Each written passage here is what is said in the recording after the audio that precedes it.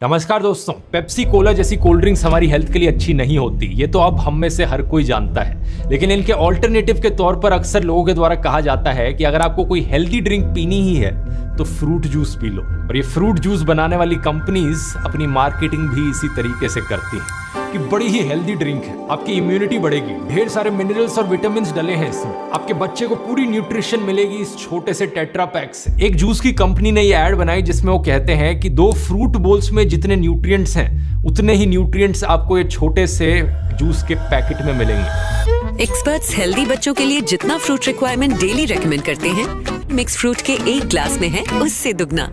Specially बच्चों की तरफ जबरदस्त मार्केटिंग करी जाती है इन फ्रूट जूस कंपनीज के द्वारा। तो कैसा लगेगा सुनकर अगर मैं आपसे कहूं दोस्तों, ये पैकेज्ड फ्रूट जूसेस कुछ मायनों में आपकी हेल्थ के लिए उतने ही हानिकारक हैं जितनी ये कोला जैसी सॉफ्ट ड्रिंक्स। आइए आज के वीडियो में इनको गहराई से समझते हैं।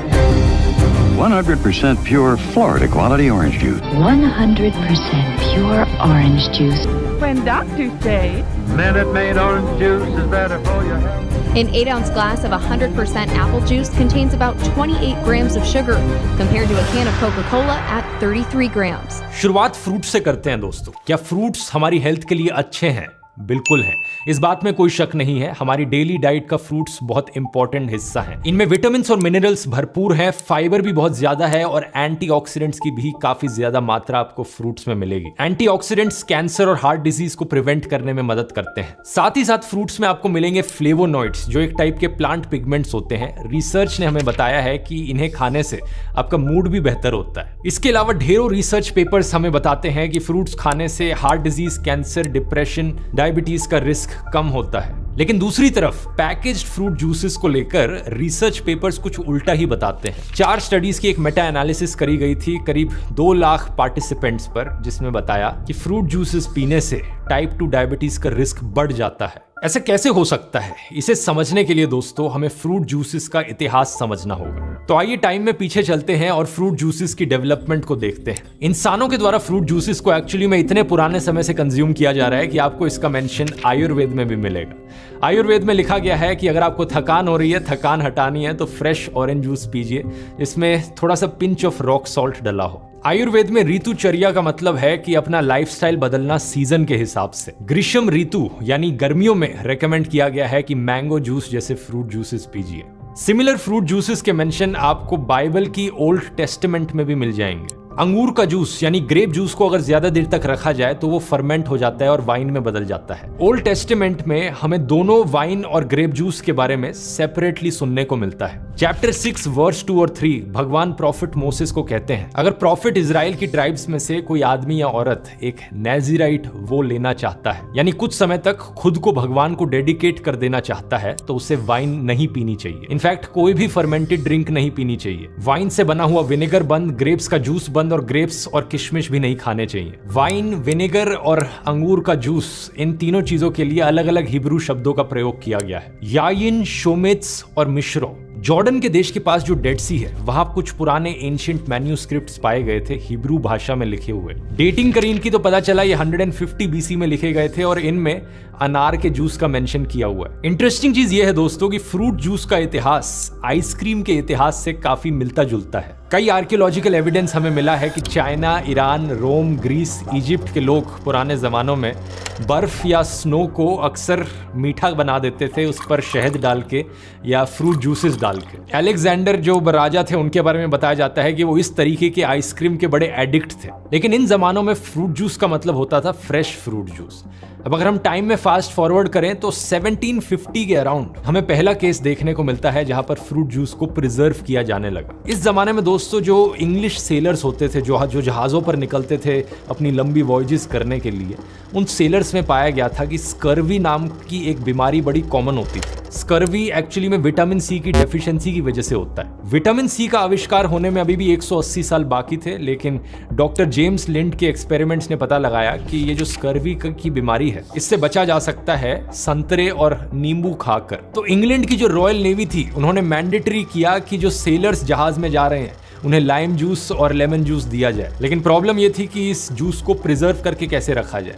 ये खराब हो जाएगा ये महीनों लंबे सफर में। किसी ने नोटिस किया कि इस फ्रूट जूस को प्रिजर्व किया जा सकता है अगर इसमें रम, पानी और चीनी मिला दी जाए तो। और ये जो कॉम्बिनेशन है दोस्तों, फ्रूट जूस, रम, पानी और चीनी का, ये एक पॉपुलर कॉकटेल है जो कि आज के दिन भी आपको पीने को मिलेगी, जिसका नाम है डाइकिरी। बाद में साल 1867 में एक बंदा था लोकलान रोज नाम से, इसने रियलाइज किया कि एक्चुअली में प्रिजर्व करने के लिए फ्रूट जूस को रम और पानी की जरूरत नहीं, सिर्फ चीनी भी वो काम कर सकती है। यहाँ पर आविष्कार हुआ दोस्तों दुनिया के पहले कमर्शियल फ्रूट कॉन्सेंट्रेट का। फ्रूट जूस को प्रिजर्व किया जा रहा है उसमें चीनी ऐड करके। यहीं पर पहला ब्रांडेड बॉटल्ड जूस भी बेचा जाने लगा। लोकलान रोज ने अपनी फैक्ट्री बनाई और इन जहाजों में जाने वाले सेलर्स के लिए अपना रोज लाइम जूस बनाया। इसे बॉटल में डाल के बड़े ही आकर्षित तरीके से लेबल किया जाता था कि सेलर्स के लिए ये दवाई की तरह है। इसी समय के अराउंड एक और आदमी थे अमेरिका में, थॉमस वेल्च नाम से, जो कि चर्च में एक प्रीचर थे। अब अनलाइक मुस्लिम्स, क्रिश्चियंस और जूस के लिए वाइन पीना गलत नहीं माना जाता। इनफैक्ट ब्रेड और वाइन तो इनके रिचुअल का भी हिस्सा है। लेकिन थॉमस वेल्च ने एक ऑल्टरनेटिव मूवमेंट की शुरुआत करी। क्रिश्चियंस में इन्होंने कहा कि हमें अल्कोहल नहीं पीनी चाहिए। अल्कोहल पीना वैसे भी हेल्थ के लिए काफी हानिकारक होता है। एक लेटेस्ट रिसर्च अभी आई थी जिसने बताया था कि थोड़ी सी मात्रा भी अल्कोहल की हेल्थ के लिए बेनिफिशियल नहीं होती। कई सारी बीमारियों से इसे लिंक किया जाता है। यहां तक कि ऐसी भी रिसर्च है जो कहती है कि अल्कोहल से हेयर लॉस की प्रॉब्लम भी लिंक्ड हो सकती है। अब हेयर लॉस, बालों का झड़ना, अपने आप में एक ऐसी चीज है जिसे कुछ कंपनीज के द्वारा एक्सप्लॉइट किया जाता है शैम्पूज और बाकी हेयर प्रोडक्ट्स बेचने के लिए। लेकिन एक शैम्पू तो सिर्फ बाहर से काम करता है। हेयर लॉस यूजुअली इंटरनल होता है और 7 स्टेजेस में होता है। अगर आप स्टेजेस 1 और 4 के बीच में है तो अपनी हेयर लाइन को सही ट्रीटमेंट और लाइफस्टाइल चेंजेस की मदद से बचा सकते हैं। लेकिन स्टेज 5 या उससे आगे बढ़ गए तो ऐसी ट्रीटमेंट्स भी मदद नहीं करेंगी। फिर बस हेयर ट्रांसप्लांट ही किया जा सकता है, जो कि एक काफी रिस्की, इन्वेजिव और महंगा प्रोसेस होता है। तो ये काफी इंपॉर्टेंट है। अगर आप अर्ली स्टेजेस में हैं तो आप जल्दी से जल्दी एक्शन लें। आपको पहले एक प्रॉपर डायग्नोसिस की जरूरत है, उसके बाद कंप्लीट ट्रीटमेंट की। और इसी कंप्लीट ट्रीटमेंट में ट्राया आपकी मदद कर सकता है। ट्राया एक हेयर टेस्ट के जरिए आपके हेयर लॉस को पहले समझेगा, उसके बाद एक डॉक्टर प्रिस्क्राइब्ड कस्टमाइज्ड प्लान देगा। ट्राया ने इसी होलिस्टिक अप्रोच के चलते करीब 2.5 लाख लोगों को 5 महीने के अंदर अंदर हेयर ग्रोथ रिजल्ट्स दिखाए हैं और इनका दावा है कि इनकी ट्रीटमेंट का सक्सेस रेट 93% है। अगर आपको ट्राई आउट करना है, सिर्फ 3 आसान स्टेप्स हैं। traya.health पर जाकर पहले अपना एक फ्री हेयर टेस्ट कीजिए, दूसरा अपनी 1 मंथ कस्टमाइज्ड किट खरीदिए और तीसरा दिए गए फ्री डाइट प्लान और पर्सनल हेयर कोच की मदद से रिजल्ट्स देखिए। यूज करने के लिए आप मेरा कूपन कोड DR20 इस्तेमाल कर सकते हैं। आपको अपने परचेज पर 20% ऑफ मिलेगा। इसका लिंक नीचे डिस्क्रिप्शन में मिल जाएगा। और यहां मैं धन्यवाद करना चाहूंगा ट्राई का इस वीडियो को स्पॉन्सर करने के लिए भी। अब थॉमस वेल्च पर वापस आए तो थॉमस ने क्रिश्चियन से कहा कि वाइन पीना बंद करो और मेरी अनफर्मेंटेड वाइन पियो, जो कि ग्रेप जूस होता है। और कई चर्चेज ने एक्चुअली में थॉमस की सुन भी ली और एक नॉन अल्कोहलिक कम्युनिटी शुरू हुई क्रिश्चियंस में। इनफैक्ट क्रिश्चियन कम्युनिटी के बाहर भी अमेरिका में कुछ लोगों को बड़ी आदत पड़ गई ग्रेप जूस की। और इसी रीजन से थॉमस वेल्च जिस जगह में रहते थे, वेस्टफील्ड, उस जगह को आज के दिन grape juice capital of the world बुलाया जाता है। अमेरिकन फ्रूट जूस इंडस्ट्री की यहां से शुरुआत हुई। अब थॉमस वेल्च ने एक नए तरीके का भी इस्तेमाल करना शुरू किया फ्रूट जूस को ज्यादा देर तक प्रिजर्व रखने के लिए। इस नए तरीके का नाम था पैस्चराइजेशन। आपने स्कूल में भी पढ़ा होगा ये, हम दूध को भी पैस्चराइज करते हैं। इसका बेसिकली मतलब होता है हीट का इस्तेमाल करना बैक्टीरियाज और वायरसेस को मारने के लिए। ग्रेप जूस के बाद ऑरेंज जूस को भी पैस्चराइज किया जाने लगा। जो लोग संतरों को उगाने लग रहे थे उन्होंने देखा कि अगर हम बहुत ज्यादा सप्लाई प्रोड्यूस कर रहे हैं और कहीं स्टोर करने की जगह नहीं है संतरों को, तो क्यों ना हम उन संतरों का जूस बनाएं और उसे पैस्चराइज कर लें ताकि जूस को बहुत लंबे समय तक स्टोर करके रखा जा सके। इस समय पर जो पैकेज फ्रूट जूसेस का बिजनेस था वो फ्रेश फ्रूट जूसेस के बिजनेस से ज्यादा अच्छा चल रहा था। लेकिन फिर हमारी कहानी में एक ऐसा इन्वेंशन होता है जो फ्रेश फ्रूट जूसेस को बढ़ावा देता है। Raw foods advocate Norman walker पहले जूसर का इन्वेंशन करते हैं। पहली बार एक बड़ी मशीन बनाई जाती है जो फ्रूट्स और वेजिटेबल्स को पहले ग्रेट करेगी, फिर उन्हें निचोड़ेगी और नीचे से निकलेगा फ्रेश फ्रूट जूस। ये समय था अर्ली 1900s। नॉर्मन कैलिफोर्निया जाते हैं और अपना खुद का एक जूस बार स्टार्ट करते हैं। अपनी पूरी जिंदगी ये बिताते हैं रॉ फ्रेश फूड्स और फ्रेश जूसेस को प्रमोट करने में। 12 किताबें लिखते हैं और 99 ईयर्स तक जीते हैं। ये बताना इसलिए जरूरी है क्योंकि उस समय में इतनी लंबी उम्र तक जीना कॉमन नहीं था और शायद क्रेडिट इनके हेल्दी लाइफस्टाइल को दिया जा सकता है। आगे चलकर लेट 1950s में पहले ग्राइंडिंग जूसर का इन्वेंशन होता है। इसे चैंपियन जूसर कहा जाता है। इसके बाद फिर आते हैं सेंट्रीफ्यूगल जूसर्स। इन आविष्कारों के बाद जो फ्रूट जूस निकालने वाली मशीन्स थी वो और कॉम्पैक्ट, कन्वीनियंट और छोटी बन जाती हैं, जिसका मतलब ये कि लोग अपने घरों में ये मशीन्स खरीद के रख सकते हैं। यहाँ पर कोल्ड प्रेस जूसर्स और सेंट्रीफ्यूगल जूसर्स के बारे में अक्सर एक डिबेट रहती है कि सेंट्रीफ्यूगल जूसर्स उतना अच्छा जूस नहीं निकालते क्योंकि हीट और ऑक्सीडेशन की वजह से जो एंजाइम्स और न्यूट्रिएंट्स होते हैं फ्रूट्स में वो और कम हो जाते हैं। लेकिन इस चीज का कोई भी साइंटिफिक एविडेंस एग्जिस्ट नहीं करता क्योंकि सेंट्रीफ्यूगल जूसर्स में भी जो टेम्परेचर है वो कोई इतना ज्यादा हाई नहीं होता। और जो रिसर्च करी गई है उनसे हमें यही पता लगता है कि न्यूट्रिशनली ऑलमोस्ट सिमिलर है जूस जो कोल्ड प्रेस जूसर से निकलता है और जो सेंट्रीफ्यूगल जूसर से निकलता है, क्योंकि अल्टीमेटली दोनों जगह से फ्रेश फ्रूट जूस ही निकल रहा है। पैकेट जूसेस की कहानी में टर्निंग पॉइंट आता है साल 1963 में, जब एक स्वीडिश कंपनी टेट्रा पैक नाम से अपना टेट्रा ब्रिक पैकेट इंट्रोड्यूस करती है। सही सुना आपने दोस्तों, इस कंपनी का नाम ही टेट्रा पैक था और आज के दिन हम इस टाइप के पैकेट को टेट्रा पैक नाम से ही जानते हैं। दुनिया भर में ये इतना पॉपुलर है टेट्रा पैक। इस कंपनी के मालिक थे एक Swedish industrialist Ruben Rausing. Fruit juices का इतिहास हमेशा के लिए बदल जाता है इसके बाद से। अब ना सिर्फ महीनों तक स्टोर करना पॉसिबल है फ्रूट जूसेस को, बल्कि बहुत दूर दूर तक इसे ट्रांसपोर्ट भी किया जा सकता है और इतने कन्वीनियंट पैकेज में इसे बेचा भी जा सकता है जिससे लोग डायरेक्टली स्ट्रॉ लगाकर पी लें। इतना कन्वीनियंट, इतना सस्ता प्रोसेस कि आज के दिन तक हम टेट्रा पैक्स का इस्तेमाल कर रहे हैं। लेकिन आज इन टेट्रा पैक्स में किस तरीके का जूस मिलता है, आइए एक टिपिकल पॉपुलर जूस के ब्रांड को देखते हैं जो इंडिया में बिकता है। इसके पीछे इंग्रेडिएंट लिस्ट समझते हैं। ये एक मिक्स्ड फ्रूट जूस पैकेट है 180 ml का, जिसे एक बॉलीवुड हीरोइन प्रमोट कर रही थी। पहले न्यूट्रिशनल इन्फो देखते हैं। अलग अलग न्यूट्रिएंट्स यहाँ लिस्ट डाउन किए गए हैं। सेकंड कॉलम है यहाँ पर 100 ml का और तीसरा कॉलम है परसेंटेज ऑफ डेली रिक्वायरमेंट का, यानी टिपिकली जो इसमें सोडियम डला है 20 मिलीग्राम का, वो एक आम इंसान की 1.5% डेली रिक्वायरमेंट पूरी कर सकता है। कुछ भी नहीं है, कोई 50 पैकेट तो पिएगा नहीं इसके एक दिन के अंदर पूरी अपनी डेली रिक्वायरमेंट मीट करने के लिए। सेम चीज पोटेशियम, कैल्शियम और आयरन के साथ कही जा सकती है। 1.7%, 1.5%, सिर्फ 1%। यहाँ पर सिग्निफिकेंट अमाउंट में सिर्फ विटामिन सी डला है जो 75% रेकमेंडेड डेली अलाउंस मीट करता है। तो आपको सुनकर लगेगा कि चलो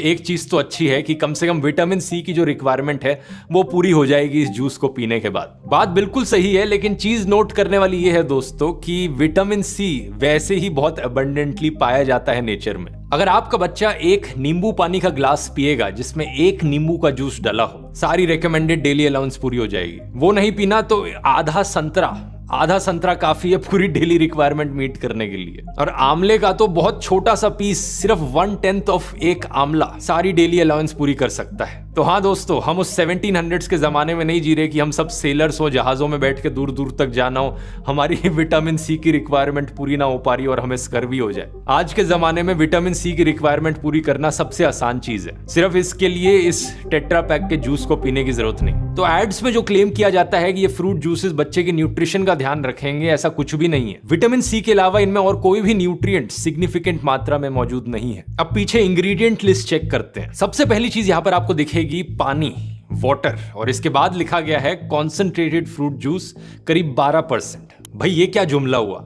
जूस जो है वो सिर्फ 12% है और बाकी क्या पानी है? ये कैसे हो सकता है? इसके लिए समझना पड़ेगा दोस्तों एक कॉन्सेंट्रेटेड फ्रूट जूस क्या होता है। इसे फ्रूट जूस कॉन्सेंट्रेट भी कहा जाता है और ये एक्चुअली में दोस्तों वो लिक्विड है जो जूस से निकलता है जब आप जूस से पानी निकाल दो। फ्रूट जूस कॉन्सेंट्रेट बनाने के लिए अक्सर क्या किया जाता है इन कंपनियों के द्वारा, जो फ्रेश फ्रूट जूस होता है उसको ये गर्म कर देते हैं, पानी सारा इवेपोरेट होकर निकल जाता है और जो बचता है वो और कॉन्सेंट्रेटेड फॉर्म होता है जूस का। ये लिक्विड ज्यादा गाढ़ा होता है और सिरप की तरह होता है। ये इकलौता तरीका नहीं है कॉन्सेंट्रेट बनाने का। आज के जमाने में कई तरीके हैं इसके, कुछ में इवेपोरेशन करी जाती है, कुछ में पैस्चराइजेशन करी जाती है फ्रूट जूस की, और कुछ में सिर्फ फिल्टरिंग करी जाती है। लेकिन एंड रिजल्ट ऐसा ही दिखता है फ्रूट जूस कॉन्सेंट्रेट, बहुत गाढ़ा और एक सिरप की तरह लिक्विड। डिपेंडिंग अपॉन कौन से तरीके का इस्तेमाल किया जा रहा है इस कॉन्सेंट्रेट को बनाने के लिए, अक्सर इस कॉन्सेंट्रेट का जो फ्लेवर होता है वो भी कम हो जाता है। टेस्ट में इसका फ्लेवर उतना फ्रूटी नहीं लगता। तो ये कंपनीज क्या करती हैं, आर्टिफिशियल फ्लेवर्स डालती हैं ताकि इसका टेस्ट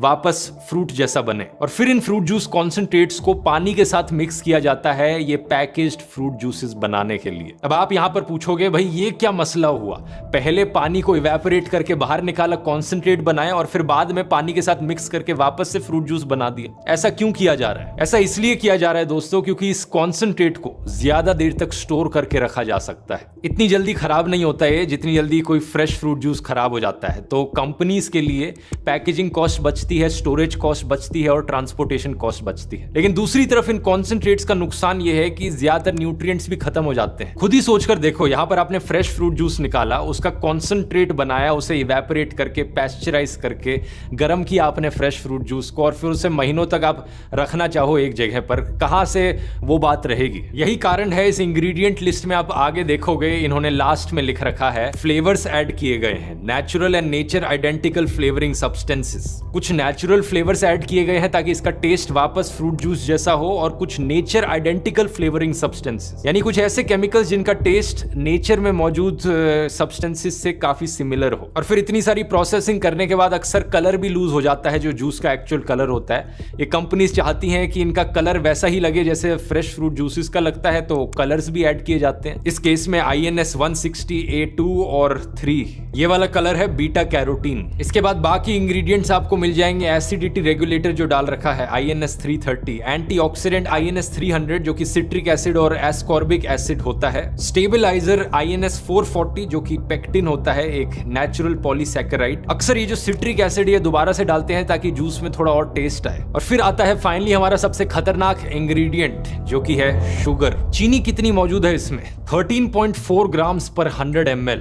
शॉकिंग चीज पता है क्या है दोस्तों? अगर आपको मेरा कोल्ड ड्रिंक्स वाला वीडियो याद है, उस वीडियो के शुरू में ही मैंने बताया था ये जो कोल्ड ड्रिंक्स है इनमें कितनी चीनी डली होती है। अगर आपको याद हो, ये नंबर था 10 to 13 ग्राम्स पर 100 ml की रेंज में। यहाँ पर जो चीनी है वो ऑलमोस्ट सिमिलर है एक फ्रूट जूस में और सॉफ्ट ड्रिंक में। और यही सबसे बड़ा कारण है दोस्तों कि शुरू में जैसा मैंने आपको बताया था, डायबिटीज 2 का रिस्क बहुत ज्यादा बढ़ जाता है ऐसे पैकेज्ड फ्रूट जूस रेगुलरली पीने से। इसका ब्लेम सीधा इन कंपनीज पर जाता है क्योंकि यहाँ पर एडिड शुगर की मात्रा 13.4 में से 7.4 ग्राम्स पर 100 ml है। यानी ये एक्स्ट्रा शुगर है जो इन कंपनीज ने डाली है अपने पैकेट्स में। नेचुरली जो शुगर मौजूद है वो 13.4 माइनस 7.4 ग्राम्स। और जैसा मैंने आपको कोल्ड ड्रिंक्स वाले वीडियो में बताया था, अमेरिकन हार्ट एसोसिएशन बताता है कि हमारी बॉडी को कोई भी एडिड शुगर की जरूरत नहीं है। लेकिन फिर भी अगर आप इंसिस्ट करते हैं कि आप एडिड शुगर कंज्यूम करेंगे, तो उनका कहना है कि जो बच्चे हैं जिनकी उम्र 7 से 10 साल की है उनके लिए 24 ग्राम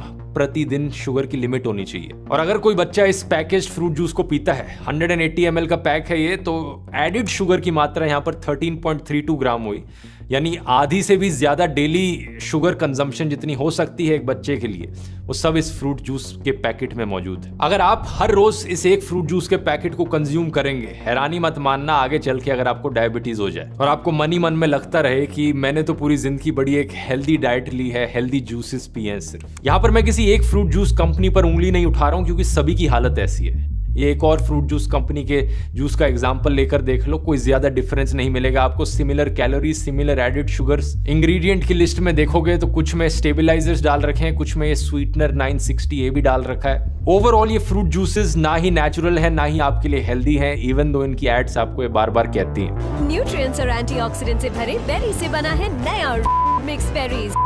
100% has the juice of 17 oranges in every 1 liter pack. अब ये जो चीज मैं आपको कहने लग रहा हूं, यही चीज एंजेलिना लुइस नाम की एक औरत ने यूएस के कोर्ट में जाकर कही थी साल 2011 में। इस यंग औरत ने कैलिफोर्निया में एक केस फाइल किया ट्रॉपिकाना कंपनी के अगेंस्ट डिसेप्टिव एडवर्टाइजमेंट को लेकर। इस केस में कहा कि ये कंपनी अपनी एड्स दिखाते वक्त दिखा रही है कि एक संतरा रखा है जिसमें एक स्ट्रॉ डाल रखी है, मानो कि ये जूस जो आप पीने लग रहे हो ये 100% pure fresh natural orange juice हो, सीधा संतरों से निकला। लेकिन रियलिटी ऐसी नहीं है। इंस्टेड ये एक ऐसा प्रोडक्ट है जिसे साइंटिफिकली इंजीनियर किया गया है, लेबोरेटरी में मैन्युफैक्चर किया गया है, तभी रीजन है कि 2 महीने से ज्यादा तक आप इसे स्टोर करके रख सकते हो। कोर्ट में बड़ी लंबी बैटल चली इस चीज को लेकर, 7 साल लग गए, लेकिन एंड में जाकर एंजेलिना ये केस हार गई टेक्निकल ग्राउंड्स के नाम पर। शायद से यही चीज होगी अगर हम में से कोई इंडिया में इनके खिलाफ केस फाइल करने की कोशिश करेगा डिसेप्टिव टीवी एड्स को लेकर, कोई ना कोई टेक्निकल लूप होल यहाँ पर निकाल लेंगे और आप केस हार जाओगे। अब ये कोर्ट्स भले ही जजमेंट देते वक्त कोई ना कोई टेक्निकल प्रॉब्लम निकाल दे, लेकिन मुझे कोई टेक्निकल प्रॉब्लम नहीं है अपनी जजमेंट देने में। ये बात बड़ी क्लियर है कि फ्रेश फ्रूट जूस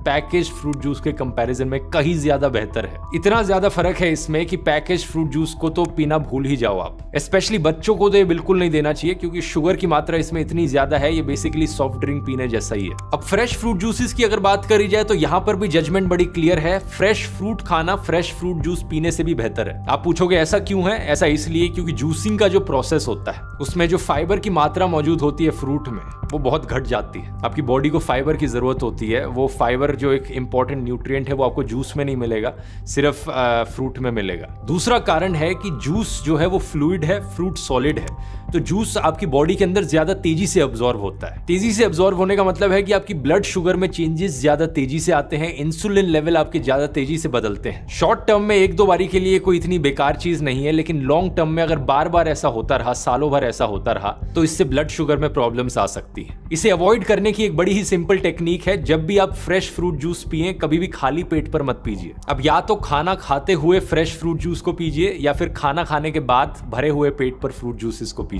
इससे जो आपके ब्लड शुगर लेवल्स में स्पाइक्स हैं वो नहीं आएंगे, क्योंकि जो खाना आप खा रहे हैं उसके साथ साथ धीरे धीरे ये फ्रूट जूस डाइजेस्ट होगा और लेवल्स ज्यादा कंट्रोल में रहेंगे। और ऑफ कोर्स ये भी चीज याद रखने वाली है कि moderation is the key. Fresh fruit juice अच्छा है हेल्थ के लिए, इसका मतलब ये नहीं कि 2-2, 3-3 लीटर रोज पी जाओ। फ्रूट्स में भी नेचुरल शुगर मौजूद होती है और कैलोरीज बहुत कॉन्सेंट्रेटेड होती हैं जूस में फ्रूट्स के कंपैरिजन में, तो ज्यादा पियोगे तो उससे भी वेट गेन हो सकता है। कितनी मात्रा यहाँ पर सही है एक आम एडल्ट के लिए और 7+ ईयर्स बच्चों के लिए? कहा जाता है कि करीब 8 ounce cup of fruit juice हर दिन पिया जा सकता है, जो कि 237 ml के अराउंड होता है। तो basically 1 glass fresh fruit juice का पीना अच्छा है। यहाँ पर एक और हेल्दियर सब्स्टिट्यूट है फ्रेश फ्रूट जूस का, जो कि है स्मूदीज। स्मूदीज को बनाते वक्त आप नॉर्मली एक ब्लेंडर का इस्तेमाल करते हैं जिसमें फ्रूट को डायरेक्टली डाल देते हैं, तो यहाँ पर फ्रूट का जो फाइबर है वो लूज नहीं होता। अक्सर आप इसे बाकी नट्स, सीड्स और वेजिटेबल्स के साथ ही ब्लेंड कर सकते हैं या किसी और फ्लावर के साथ ब्लेंड कर सकते हैं, तो और भी हेल्दी स्मूदी निकल कर आती है। तो उम्मीद करता हूँ वीडियो इन्फॉर्मेटिव लगा होगा। अपने फ्रेंड्स और फैमिली के साथ शेयर कीजिए ताकि सबको ये इन्फॉर्मेशन पता चले। और नेक्स्ट वीडियो इस सीरीज का कौन से टॉपिक पर चाहेंगे नीचे कमेंट्स में लिखकर बता सकते हैं। पुराने वीडियोस अगर आपने नहीं देखे हैं इस सीरीज में तो यहाँ क्लिक करके देख सकते हैं। ब्रेड और कोल्ड ड्रिंक्स पर बनाया है। बहुत बहुत धन्यवाद।